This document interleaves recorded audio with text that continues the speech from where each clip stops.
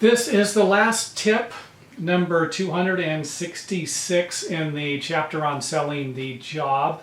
This one is very important, so pay attention to this one right here. Very important. It is, where's the money? Where's it coming from? Do you have the money to do the job? I've worked on a few jobs, less than 10, where when I was done with a job, the person would ask me, do you mind if I write you a check, but you can't, cash it for a couple of weeks or a month? Really? On small jobs, this never happened to me on a big job, but I did run into some situations where the people were starting to suggest that they were running out of money and might not have enough money to pay me. And that's not a good spot to be in for the contractor. Obviously, as a homeowner, you're not thinking things through, or you spent your money. That's different.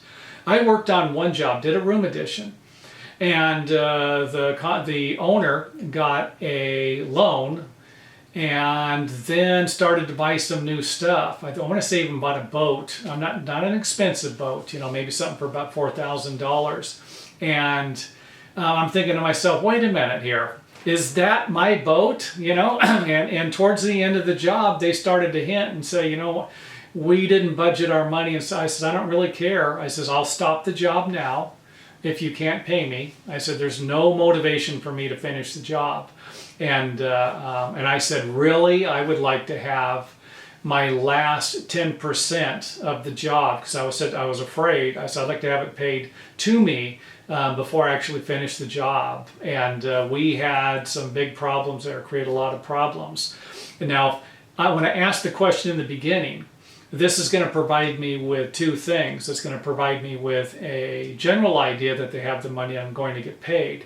But at the same time, I can't overlook the fact that people don't think clearly all the time, and just because you have the money in an account, even if they show you that they have the money, this doesn't mean that you're still going to get your money. This is something you're going to have to be aware of through the job, and it's a risk that you're taking as a contractor doing the job. Remember, you're in a risk business. This is one of those risks, not getting paid, whether the people have the money or they don't have the money. But it's nice to find out, or it feels a lot better to find out that they do have the money and they are planning on paying you. Are you going to get into checking their credit? I would imagine on a large job you would. Are you going to work for somebody who doesn't pay their bills? Probably not. Are they going to find another contractor eventually? Yes, but guess what? It's not going to be you. So just keep that in mind.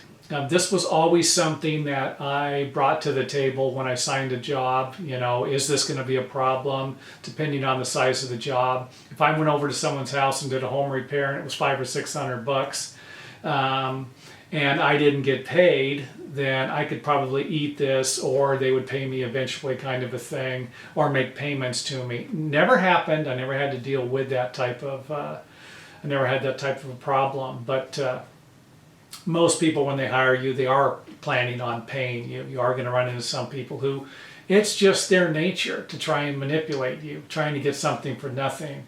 Hey, I know I owe you $800, but I don't have it. What if I give you $600? It's going to really set me back paying you the $600, and then we call it even. Most people would go for something like that. For me, it'd be like, well, hold on a second here. Why don't I just take my stuff back? Whoa, here's your $800. It's not always going to work out asking the question, but ask it anyway. Do you got the money? Where's it coming from? And especially if you're doing a job where you start racking up some of these extras, where you're starting to create some change orders that are pretty big, and you're starting to wait. Hold on a second here. These people look like they're panicking. They're eating rice and beans every night. They're not the same. They're not the same people they were when I first started working for them. Red flags you got to pay attention to. And I am actually going to get into, towards I get into to the end of the book, I am going to start pointing out some of the things that you need to pay attention to while you're estimating and while you're working on the project.